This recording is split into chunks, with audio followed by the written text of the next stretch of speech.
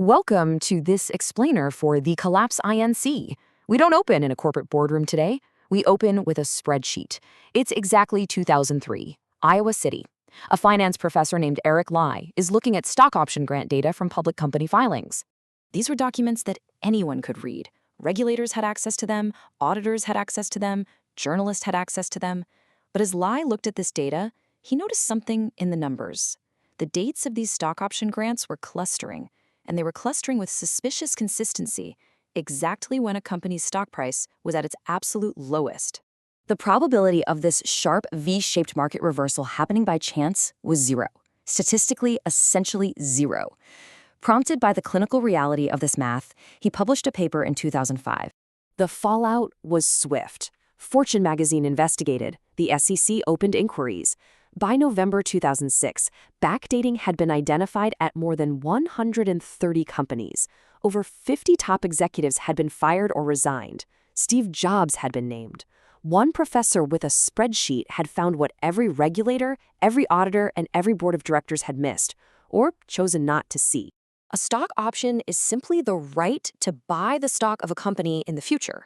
The exercise price is the fixed price set on the grant date. The grant date is everything. If you manipulate that grant date to a day when the market is at its absolute low, you guarantee a massive payout. You are buying the stock at its cheapest possible historical price, completely bypassing true market risk. Let's look at the Apple case, a 7.5 million share grant. On August 29, 2001, the board began discussions for an option grant. But the terms of the grant were not actually finalized until December 18, 2001, when Apple's shares closed at $21.01. The recorded grant date, however, was October 19th. On October 19th, the price was just $18.30.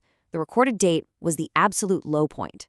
Under accounting rules, granting those options in December at the October price meant Apple was required to record a $20.3 million compensation expense on its financial statements. To avoid that accounting charge, Apple's own internal investigation later found the grant was improperly recorded as having been made at a special board meeting that never took place. How do we visualize the sheer impossibility of these dates perfectly aligning with market lows across an entire industry? Imagine flipping a coin and getting heads 130 times in a row. That is precisely how likely it was that these option grant dates aligned with market lows by chance. Erik Lie didn't go looking for the biggest fraud in Silicon Valley history. He was just doing what academics do. He asked a question about a number that didn't add up. Just how vast was the scale of this contagion following Lie's publication? 130. That is the exact number of companies implicated in the immediate fallout. The repercussions were clinical and severe. Gregory Reyes of Bracad Communications faced the first criminal prosecution over securities backdating. He was convicted and sentenced to 21 months in prison and a $15 million fine. Mercury Interactive reached a massive $117.5 million SEC settlement. At McAfee, the general counsel was indicted. Companies across the board were forced into massive restatements. The Securities and Exchange Commission estimated that 10% of all stock options issued in the early 2000s may have been backdated. 10%. What happens when the paper trail leads to the most powerful executive involved in the investigation? That 7.5 million share grant required specific actions from the Apple executive suite to bypass the $20.3 million accounting charge.